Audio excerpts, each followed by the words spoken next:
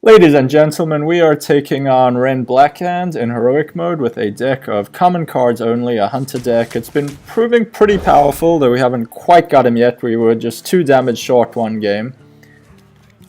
The key to it is Explosive Trap, which this will function as, plus Unleash the Hounds. And the biggest factor we've been a bit unlucky with is we need his hero power to switch constantly to 2/2s, which it feels like always used to happen when I wasn't playing a deck which takes advantage of it. Okay, this time it switched to Old Horde instead of Dragonkin. That's good for us. So if we play this, he usually will not trade, which will let us get a big Scavenging Hyena out, which is really good for us. Can also go Mad Scientist. He'll play more. We trade in, get an Explosive Trap. He might play more and then we unleash, but we won't have a Timber. I think let's go with this. So he tends not to trade. Please be 3/2/2s. Okay, that's good for us. Well, almost makes me want to wait a turn, but he might not use it. He might play like Dragon Eggs. I think we start going for some punishments. Might even be worth Hunters marking these guys. I think so. Did it change to Gith? No, we know it didn't. I forgot. Oh, we can Mad Scientist and Arcane Shot it. So let's see, 1, 2, 3, 4. We can kill 2 of these guys. And 1 more. I think it's worth being super aggressive.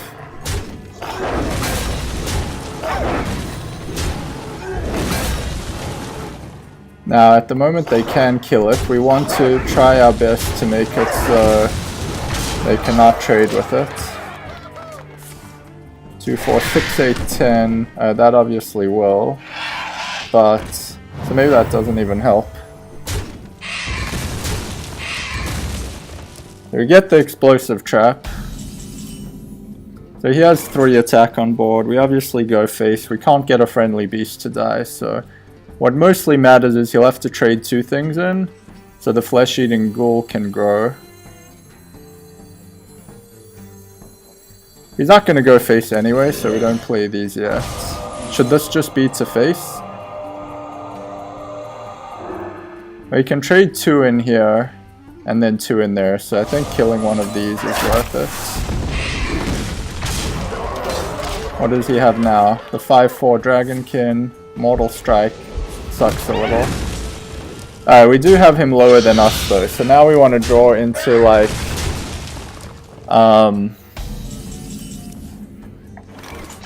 another Unleash.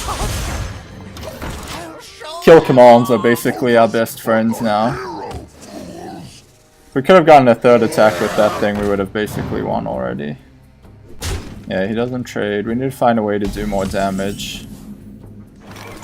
We can do this preemptively because he will play the 2/2s.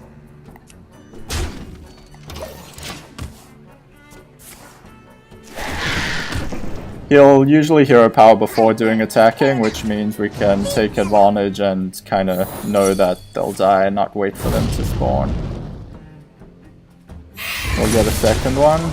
If he rampages, that sucks for us. We basically died a rampage, unfortunately. Oh my god, double trigger. Did it kill everything? No, those are still on board. Oh, the goddamn volcanic drake. So he has 13 damage.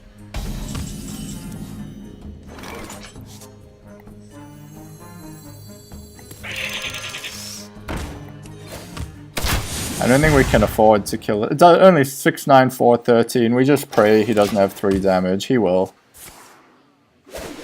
Otherwise we have 5 and 2 is 7. Oh, he doesn't. So how do we win this?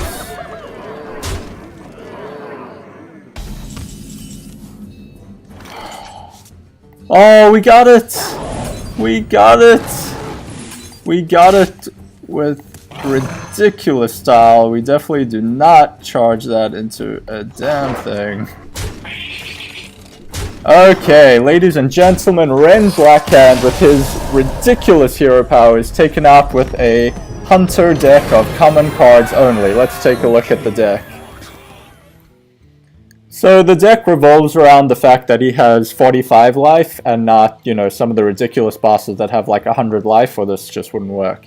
And it revolves around his hero powers, which flood the board with 2/2s. So you ideally want him to go from the Whelps to the Orc Horde back to the Whelps so that he's flooding the board with 2/2s. And you want to get off something like a Timberwolf Unleash combo, and then have explosive traps so that when he goes face it kills all his things, and you still have your hounds to keep pummeling his face, and you need to hope he doesn't have revenge.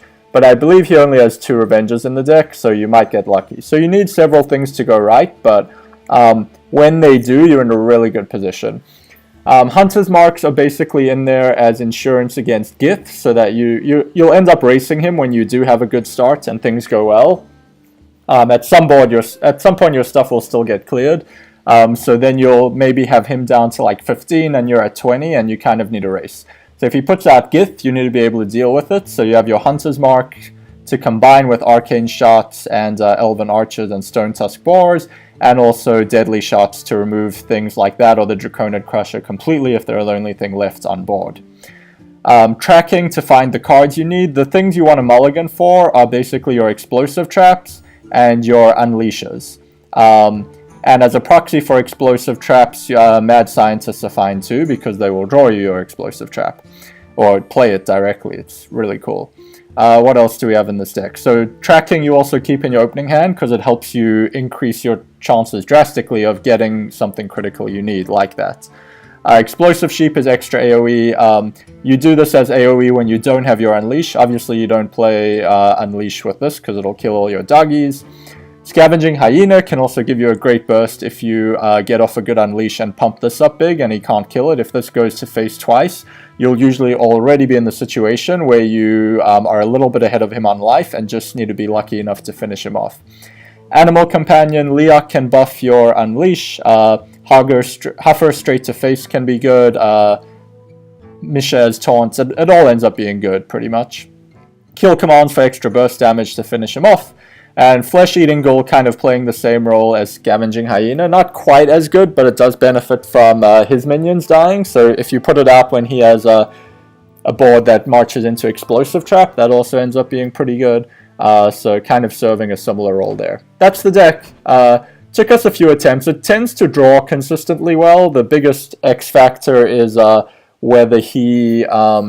what his hero power changes to. If it goes from the initial Whelps to Dragonkin and then Gith, you're pretty screwed because you're not going to be able to get a good Unleash off and build up a Scavenging Hyena or Flesh-Eating Ghoul or anything. You're just going to be behind considerably.